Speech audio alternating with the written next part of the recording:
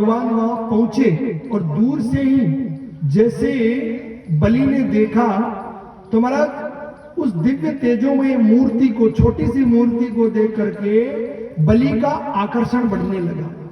और कहते हैं कि जब अगर किसी को देख करके दूर से ही हमारा आकर्षण उसकी तरफ खींचने लगे, बढ़ने लगे ना, तो महाराज ये जान लो कि उसमें कोई दिव्यमयी ईश्वरीय दैवीय शक्ति है। ऐसे ही हर किसी के प्रति आकर्षित नहीं होता है आदमी, ऐसे होता है महाराज गूढ़ जैसे। ऐसे तो आकर्षण बाहरी अलग होता है कि किसी की चमक दमक देख करके, उसके ऐश्वर्य को देख करके हम उसकी तरफ जाते हैं, लेकिन महाराज आंतरिक या आत्मा से अगर किसी के प्रति प्रेम बन रहा है ना, और वो अपनी तरफ उसको हम ऐसा सोच रहे हैं कि हम उसकी तरफ जा रहे हैं, तो महाराज वो दैवीय शक्ति होती है। 52 अंगुल के गोने बनकर भगवान यज्ञ मंडप में पधारे। राजा बलि जो यज्ञ करवा रहे हैं, शुक्राचार्य आचार्य बनकर के उस यज्ञ को संपन्न करवा रहे हैं महाराज। जैसे ही दूर से देखा यज्ञ मंडप में बलि ने कि 52 अंगुल का व्यक्ति आ रहा है, ब्राह्मण बालक आ रहा है, तो महाराज शुक्राचार्य से बलि ने कहा कि भगवान मुझे ऐसे लगता है कि जैसे कोई सूर्य ही यहाँ पर आ गया है। शुक्राचार्य कहते हैं कि सूर्य नहीं, मुझे तो ऐसे लगता है कि सूर्य चंद्रमा दोनों आ गए हैं, कि जितना तेज मुखमंडल में है उतना ही शांत इनका शरीर है महाराज। ऐसे दोनों में बातें हो रही है, आपस में गुरु शिष्य महाराज बातें कर रहे हैं, और वामन भगवान जो है वो वहां पर नजदीक पहुंच जाते हैं। वामन भगवान को देख करके राजा बलि जो है महाराज खड़े हो जाते हैं। देखिए, किसी को ब्राह्मण गुरु और कोई सम्माननीय व्यक्ति अगर आता है तो हमें खड़े होकर के उनका अभिवादन करना चाहिए। और खड़े होकर के अभिवादन कहाँ नहीं करना चाहिए? सूतके पातके। महाराज किसी के अगर सूतक होता हो और कोई बैठक हो रही हो और वहां पर अगर कोई वार्षिक चाहे कितना ही प्रभावशाली व्यक्ति आ जाए, मुख्यमंत्री आ जाए, महाराज वहां पर खड़े होकर के हमें अभिवादन नहीं करना चाहिए। और परंपरा तो ये है हमारा, शास्त्र तो ये निवेदन करता है, शास्त्र तो ये कहता है, नियम है कि हमें अगर कहीं ऐसी स्थिति में हम बैठे हुए हो तो महाराज हमें वहां हाथों को भी नहीं जोड़ना चाहिए। हाथ जोड़ना भी अभिवादन नहीं होता है महाराज। इसलिए जैसे कोई आता है चुपचाप आए बैठ जाए चला जाए महाराज, लेकिन क्या करते हैं, आते ही अलग प्रक्रिया है कि बिना हाथों को जोड़े हुए हम राम राम कह सकते हैं, बिना, क्योंकि वहां पर उस स्थिति में राम राम का कहना भी मुक्ति ही है महाराज। लेकिन हाथ जोड़ना अभिवादन करना होता है अगले को, तो वहां पर अभिवादन हाथ जोड़ करके नहीं करना चाहिए।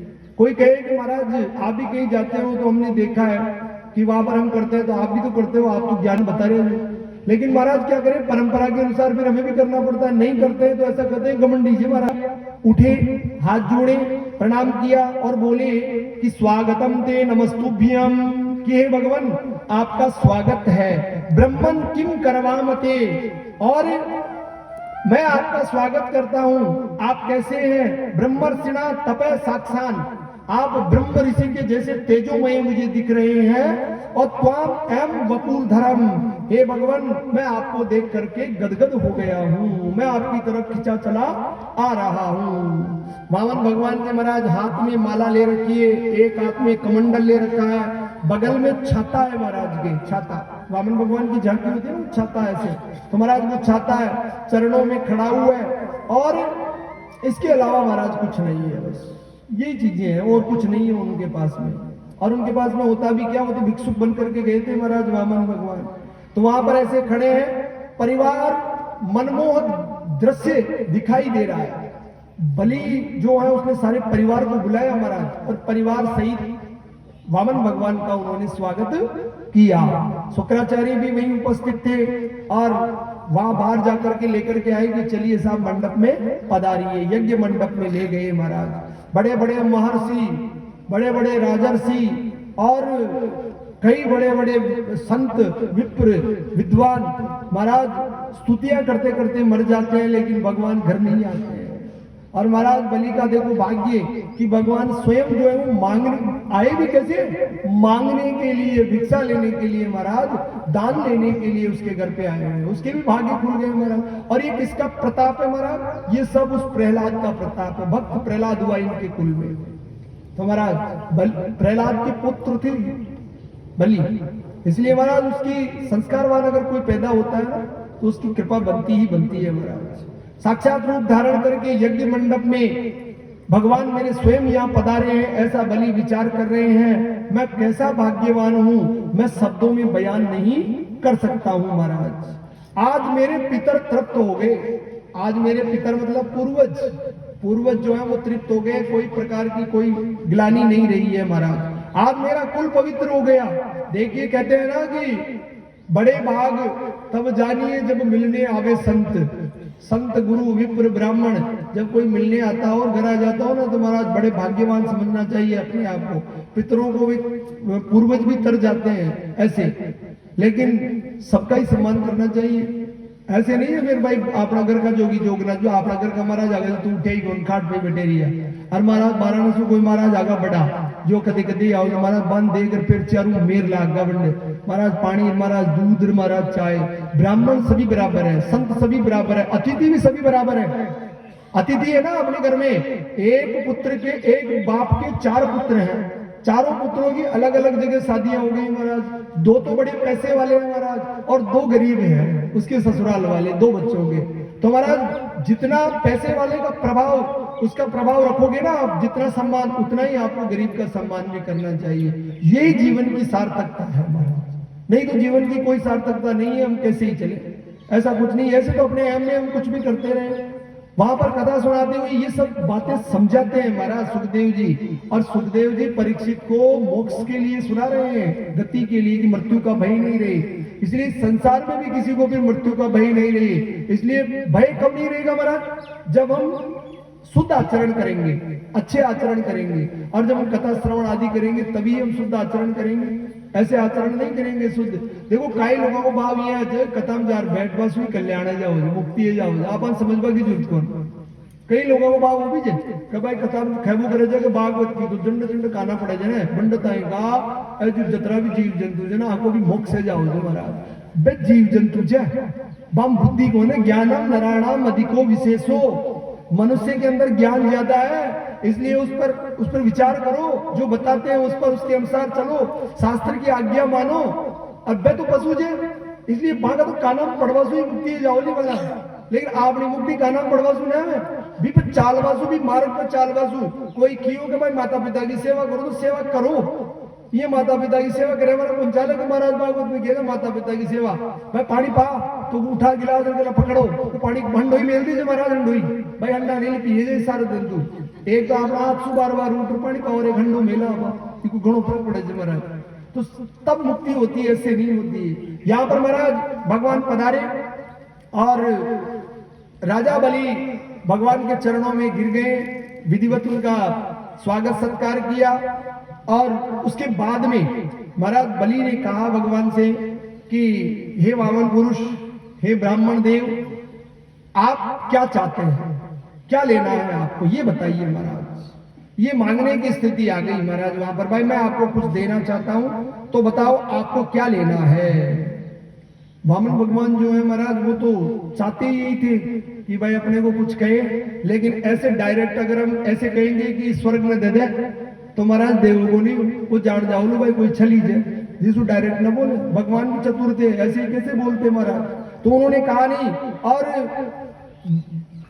भगवान वामन ने कहा कि बलि मुझे क्या चाहिए, मुझे तो कुछ भी नहीं चाहिए क्योंकि मैं तो 52 अंगुल का हूँ, छोटा सा हूँ। मुझे नहीं तो कुछ रहने के लिए घर चाहिए, नहीं मुझे कुछ सोने के लिए खाट चाहिए, मुझे पहनने के लिए कपड़े मैं पहनता नहीं हूँ, छाता मेरे पास ढकने के लिए पड़ाई है इसलिए बरसात आती है तो छाता से ढक लेता हूँ, और कमंडल में पानी भरा है, प्यास लगती है पानी पी लेता हूँ, भिक्षा पात्र है भिक्षा मांग करके अपनी उदर पूर्ति कर लेता हूँ, और भजन कर लेता हूँ बैठा बैठा। इसके अलावा मुझे और क्या चाहिए, अब कुछ है नहीं, मुझे कुछ नहीं चाहिए।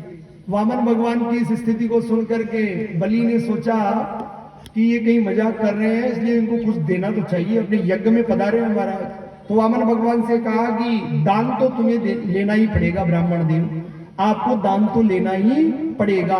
आप कुछ भी दान मांग लो मेरे से, मैं दूंगा आपको, क्योंकि पता था उनको कि वामन है क्या मांगेगा, इसलिए महाराज दान कुछ भी मांग लो मैं दे दूंगा। अगर और भी कुछ बात नहीं हो, अगर आप कहो तो मैं आपका ब्याह भी करा सकता हूं, क्योंकि मैं साल में 108 कन्या को ब्याह तो कराऊं जो ब्राह्मण कन्या हो। तो एक ब्राह्मण कन्या था कतानी में ढूंढ लियो और था वो ब्याह करा दूंगा, अगर थे चाहो तो आ भी करवा सकूं जो महाराज। भगवान किया कि ब्याह का चक्कर में मन मत पटक गया, मैं ब्याह का चक्कर में पड़े जो ही पशु जो पहले ब्याह का चक्कर में पड़ गई वही दुख पा रही है, तो मैं ब्याह का चक्कर में पड़ रहा कहीं करूंगा महाराज। ऐसा कहा भगवान ने, मना कर दिया महाराज। तब भी कहा कि नहीं, भगवान बोले तुम दान तो बाद में दे देना, अगर तुम्हारी ज्यादा ही इच्छा है तो एक काम करो मेरा ब्याह ही करा दो पहले। बार बार कहने पर कहा ब्याह करवा दो, लेकिन गुरुजी से बलि ने कहा कि गुरुजी से शुक्राचार्य से मूर्त निकालो, क्योंकि कमी तो थी नहीं ब्राह्मण कन्याओं की, और राजा कह दे तो कौन विवाह नहीं करेगा, इसलिए महाराज को मैं ढूंढ के लाता हूं। वामन भगवान ने कहा कि ब्याह तो करा दोगे कोई बात नहीं है, लेकिन फिर एक बात और है, ब्राह्मणी रहेगी कहाँ? लाने के बाद में उसको रखने का साधन नहीं है मेरे पास। दो आदमी एक छाते के नीचे तो रह नहीं सकते, पार पड़े कौन महाराज? तो बोले, बलि ने कहा कि आप तो बहुत अच्छा बात करते हैं, बहुत अच्छे बोलते हैं, तो एक काम करूंगा मैं आपको एक सोने का महल दे दूंगा रहने के लिए, उसमें रह लेना। फिर बोले कि चल ठीक है, ये भी बात अच्छी है। तो बता ब्राह्मणी औली तो बाल गोपाल भी है उला, बालक भी है उला, बच्चा भी है उला, क्या है उला महाराज? तो कतरा बच्चा उला, तो मन कहती कतरा उला महाराज, और था नहीं ज्ञान भगवान परमात्मा की कृपा कतरा है। तो बोले कि भाई 10-20 बालक तो है तो बाका फिर भोजन आदि की व्यवस्था किया करूंगा मैं, मार्ग तो छोटो सो भिक्षा पात्र छे, ये भिक्षा मु काई करूंगा। तो महाराज फिर किया कि कोई बात नहीं, बताओ तारी भंडार खुलवा दूंगा, चाल भंडार भी खुलवा दो, पटेला कोड़े में पढ़ाई लिखाई भी करवानी पड़ेगी। कब बोला वेद विद्यालय है अपना हिरण्यकशिपु वेद विद्यालय, वो जो है ना अपने पुराना वेद विद्यालय उसका वही नाम है, वहां पर पढ़ लेगा महाराज। तो बोले ये भी ठीक है, पढ़ने की बात भी अच्छी है, चलो कोई बात नहीं है, ये बात सही है। बलि बोले कोई बात नहीं है, आप जैसा कहोगे मैं वैसा ही कर दूंगा। वामन भगवान ने कहा कि ठीक है तू सब कुछ कर देगा, लेकिन ये बता कि स्त्री आएगी, बच्चे होंगे, राजपाट होगा, आनंद में जीवन व्यतीत करेंगे, लेकिन वो स्त्री मर जाएगी तब रोना किसको पड़ेगा?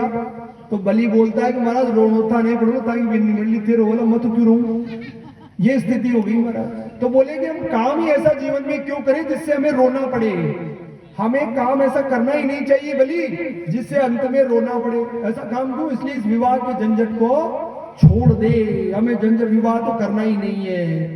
बलि जो है महाराज भगवान के चरणों में गिरा और बोला महाराज संकोच की बात है, ये बहुत संकोच हो रहा है, 2 घंटे से तो आपको जैसे तैसे शादी के लिए मनाया, और अब अंत में आप ये कह रहे हो कि ये मामला मरने का है इसलिए इसको छोड़ दो, नहीं करना है। प्रभु संकोच में पड़ गए, गंभीर होकर के बोले क्या बताएं बलि, आपने तो हमें धर्म संकट में डाल दिया, मैं धर्म संकट में हूं कि मैं मांगता हूं तो भी तुम मांगता हूं तो मुझे लज्जा आती है, और अगर मैं लेकर के नहीं जाता हूं तो तुम्हारा अपमान होता है, इसलिए मुझे तुमसे कुछ ना कुछ लेना ही पड़ेगा। ऐसा कुछ महाराज मन में विचार किया भगवान ने। बलि बोले कि कहीं का धर्म संकट नहीं है, आज राजन आप जो भगवान आप जो कहोगे वही मैं आपको दे दूंगा, कुछ भी मांगो आप मेरे से, मैं मांग लूं आप दे दो। तो महाराज जो वामन भगवान है उन्होंने कहा कि तुम एक काम करो, तस्मात् त्वतो मही मीसद व्रणे हम वर्ष दर सवार, बस मेरे को केवल और केवल 3 पग भूमि दान में कर दो तुम, और मुझे कुछ नहीं चाहिए। 3 पग भूमि अगर दान में कर दी उसी में मेरा काम हो जाएगा, मैं छोटा सा हूं और वहां रह लूंगा, अपना आसन बिछा करके महाराज वहीं पर मैं आराम कर लूंगा महाराज। बलि हंसकर बोला कि महाराज एक बात कहूं, बुरो न मानो तो कहीं हंस बालो जोरदार।